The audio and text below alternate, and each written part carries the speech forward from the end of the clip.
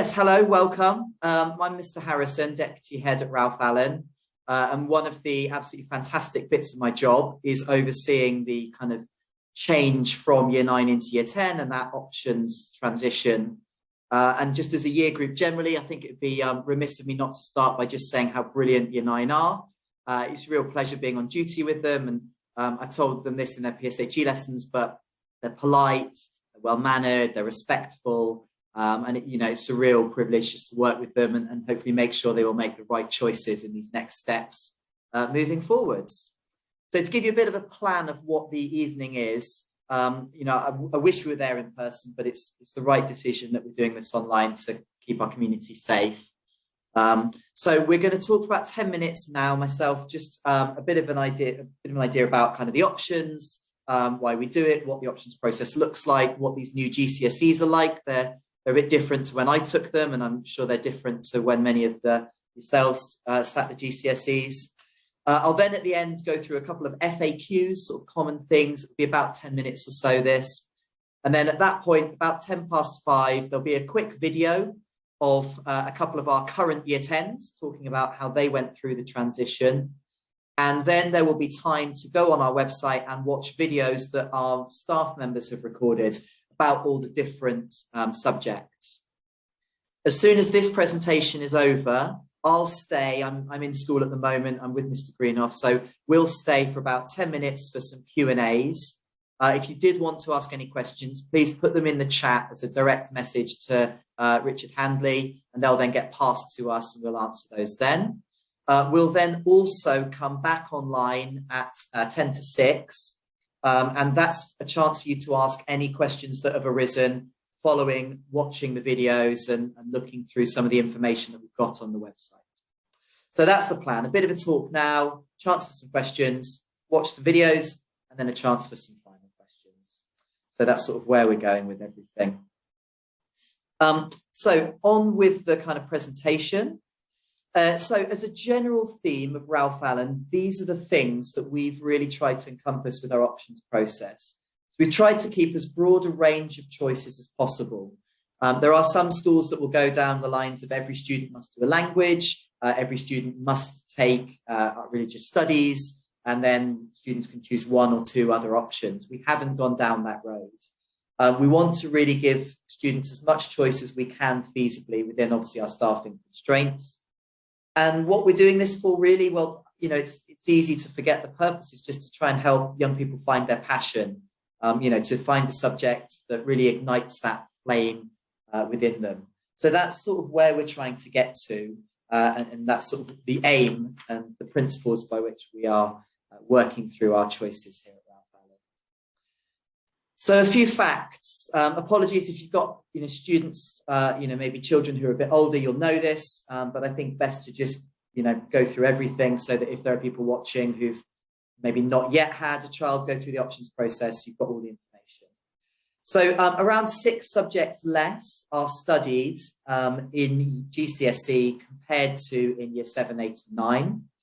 As a sort of rule of thumb for the vast majority of students, there is 60% of what you study is core. So that's kind of mandated that every student in the country will study that. English language, English literature, maths, and then double science. And then typically there will be 4 options that students can take that are GCSEs or equivalent of GCSEs. To give you an oversight of sort of across kind of the fortnightly timetable cycle, how many lessons are taught. English have 8 lessons a fortnight, maths 7 lessons a fortnight, science get 10 lessons a fortnight. Unless students choose to take triple science, where they get an extra bonus of 5 hours further. As a scientist, what more could you want than 15 hours of science a fortnight? But there you go. Not right for everyone. As well as this, you're taught PE, PSHCE. So there are other things that happen. And these all constitute the core. This is kind of every student across the country will get that. So then we ask you to take 4 subjects. That is your choice. And you'll get 5 lessons of those per subject, per fortnight.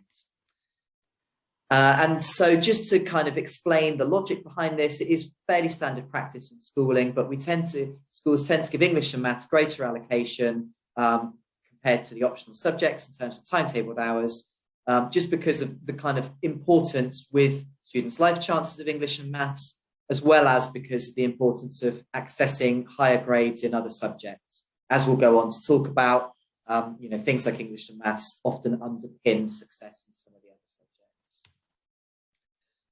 So cast our minds back to when we were at school, and potentially you may have been a grading system, but most likely I would imagine, like me, you walked out of school age 16 with a series of letter grades: A's, A stars, C's, B's, E's, D's, F's, G's, etc.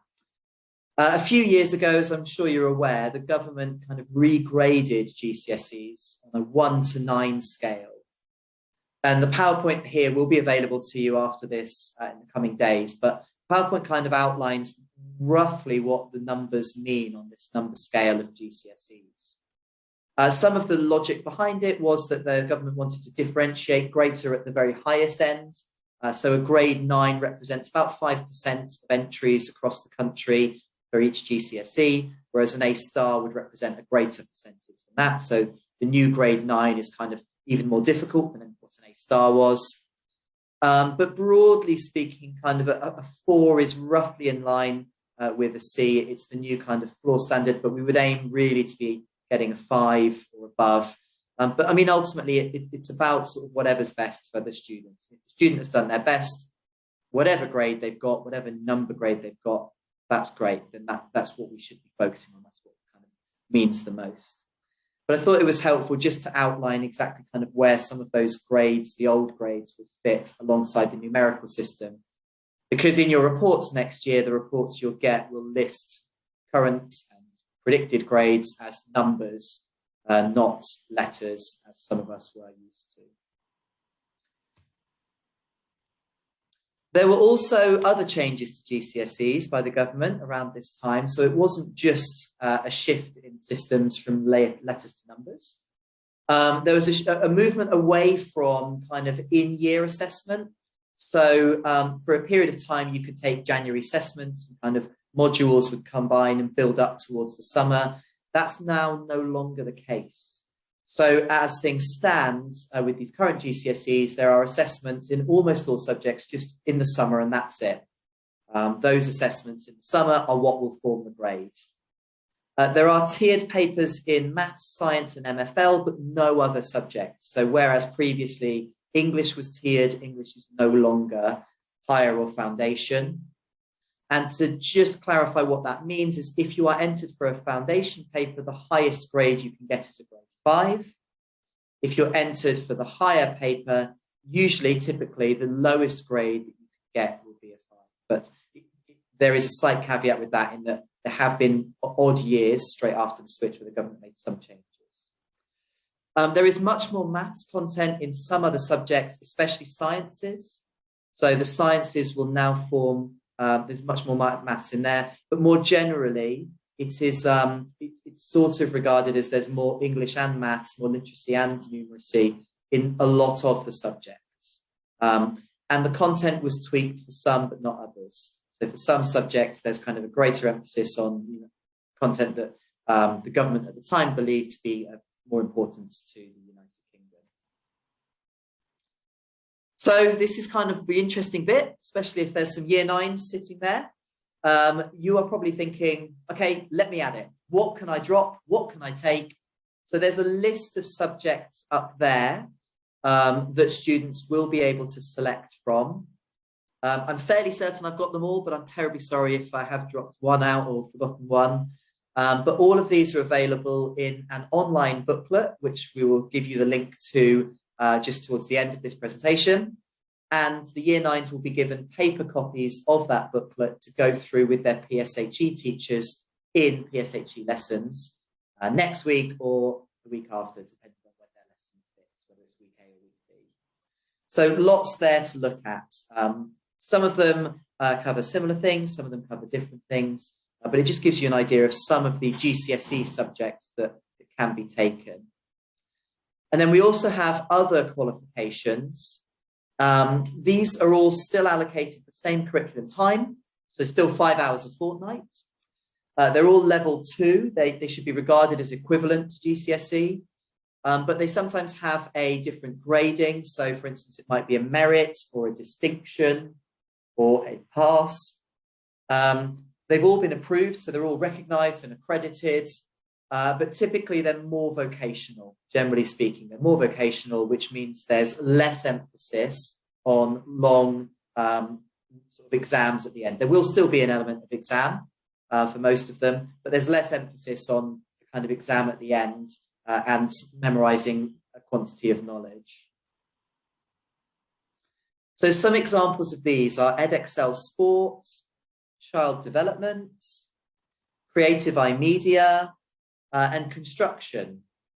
And what we've found is it's been great walking around, popping into the lessons for the year 10s. Is it can really, for some students, this can really light that passion that we spoke about at the beginning. You know, that they suddenly find that actually child development is just brilliant. And actually that, you know, that's really the area they want to go into. Or construction is fantastic. And, you know, even some of our year 11s now, their construction lessons is what's ignited that passion to construction. And their next steps will be to go on and study construction at a college or to look at apprenticeships, etc. with construction. So what should we be thinking about when we are making these choices? Well, really, we want to be thinking a bit about perhaps a bit of breadth, a bit of balance. We offer quite a wide range here. And therefore, actually, there is quite a lot of different things that you can go into. But the greater breadth of subject you take, a wide balance, that often works quite nicely for most students. It allows you to hone different skills. It allows you to take little bits of breaks between kind of different similar subjects. But it also doesn't restrict you too much on taking your next steps at A-level or at college or into apprenticeships, etc. I would say above all else, enjoyment of the subject. I went into 4 year 9 PSHE lessons today and I told them all the same thing, which is you may be in a science lesson with a science teacher and you adore that science teacher, but don't pick science because you adore the teacher. Try and really separate out whether the subject itself is what interests you. And also, whether you feel like it's something you can achieve at, whether it's something you're good at, you're interested in. And if you have an idea of what career you might want to go into, does it fit in with that? It's absolutely okay if you don't. I'm sure plenty of year 9s don't.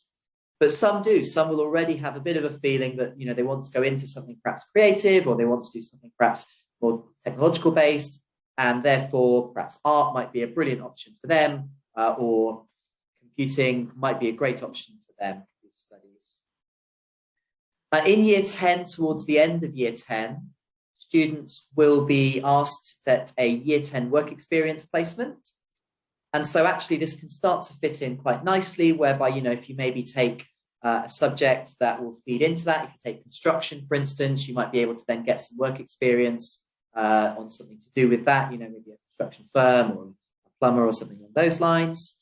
Or indeed, maybe you take child development and you might be able to get some kind of, you know, experience with a nursery, for instance. So you can also start to think about this, that, you know, these bits aren't sort of separate silos. They all piece together to try and help you find what your next step is at Ralph Allen.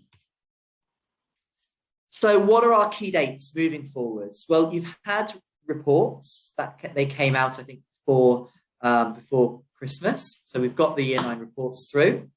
As I aforementioned, the next couple of weeks, you will begin to get a paper booklet for students to study in lessons, in PSHE lessons.